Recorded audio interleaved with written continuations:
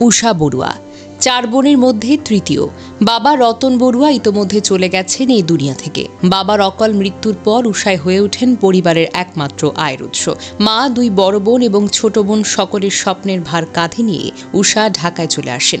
দূরের শহরে একা পরিবার থেকে বিচ্ছিন্ন হয়ে দিনরাত পরিশ্রম করেন, কিন্তু ভাগ্যের কালো হাত যেন তাকে কোনোদিন ছাড়েনি। জীবনের কোনো রং গায়ে মাখার সুযোগ পাননি তিনি। 24শে সেপ্টেম্বরের সেই সকালে কর্মস্থলে যাওয়ার পথে মহাখালী রেল লাইনে ট্রেনের নিটে পরে চিরদিনের জন্য চলে যান না ফেরার দেশে। আহা উষা, তোমার সেই অসমাপ্ত যাত্রা শেষ করবে এখন কে? উষা বড়ুয়া ছিলেন সেই মেয়ে যিনি শুধু নিজের জন্য নয়, পরিবারের জন্য বেঁচেছিলেন। বাবার মৃত্যুর পর পরিবারের অর্থনৈতিক দায়িত্ব তার কাঁধে এসে পড়ে। 4 বোনের মধ্যে তৃতীয় হলেও তিনিই ছিলেন পরিবারের একমাত্র মেরুদণ্ড। উষা বড়ুয়া জীবনের রং মাখতে চেয়েছিলেন। হয়তো তিনি স্বপ্ন দেখতেন একটি সুন্দর বাড়ি করবেন মায়ের জন্য, বোনদের পড়াশোনা শেষ করাবেন, নিজের জন্য একটি সুখের সংসার করবেন। কিন্তু সেই স্বপ্নগুলো ছিন্ন ভিন্ন হয়ে গেল এক মুহূর্তে। তার হাতে ছিল মেধা, ছিল পরিশ্রম, ছিল সাহস, কিন্তু ভাগ্যের কাছে হার মানতে হলো। তার হাসি, তার গল্প, তার স্বপ্ন সব যেন রেল লাইনে ধাতব শব্দে মিশে গেছে। আজ তার মা কাঁদছেন, বোনেরা কাঁদছেন, পুরোটা গ্রাম কাঁদছে, কিন্তু কান্না কি উষাকে ফিরিয়ে আনবে?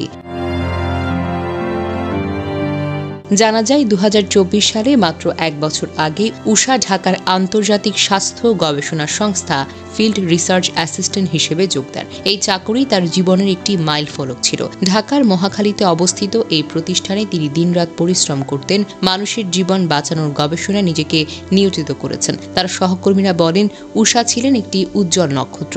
24শে সেপ্টেম্বর বুধবার সকাল, ঢাকার মহাখালী রেল লাইন, শহরের এই ব্যস্ত অঞ্চলে যেখানে ট্রেনের শব্দ আর মানুষের কোলাহল মিশে যায়, উষা হাঁটছিল। কর্মস্থলে যাওয়ার পথে তিনি রেল লাইন পার হচ্ছিলেন। প্রত্যক্ষদর্শীদের বলাতে জানা যায়, ট্রেনের আসন্ন শব্দ শুনতে পারেনি। হয়তো তার চোখে ছিল আজকের কাজের পরিকল্পনা, কিন্তু সেই মুহূর্তে একটি দ্রুতগামী ট্রেন তার জীবনকে ছিনিয়ে নেয়। রেল লাইনের ধাতব শীতলতায় তার শরীরটি ভিন্ন হয়ে যায়। প্রত্যক্ষদর্শীরা চিৎকার করে ওঠেন, কিন্তু উষার জন্য তারা কিছুই করতে পারে না। আজ রামুর সেই বাড়িতে শোকের কালো পর্দা টাঙানো। মা কাঁদছেন অবিরাম, তার কণ্ঠ যেন ভেঙে পড়ে। উষা, তুই চলে গেলি কেন? কে দেখবে আমাদের এখন? এলাকায় শোকের ছায়া নেমেছে। প্রতিবেশীরা বলছেন যেন আকাশ বাতাস ভারী হয়ে গেছে। উষার মতো মেয়ে আর কোথায় পাওয়া যাবে বলুন তো? স্থানীয় শোক সভায় লোকেরা জড়ো হয়েছে আর স্মৃতিতে প্রার্থনা করছে।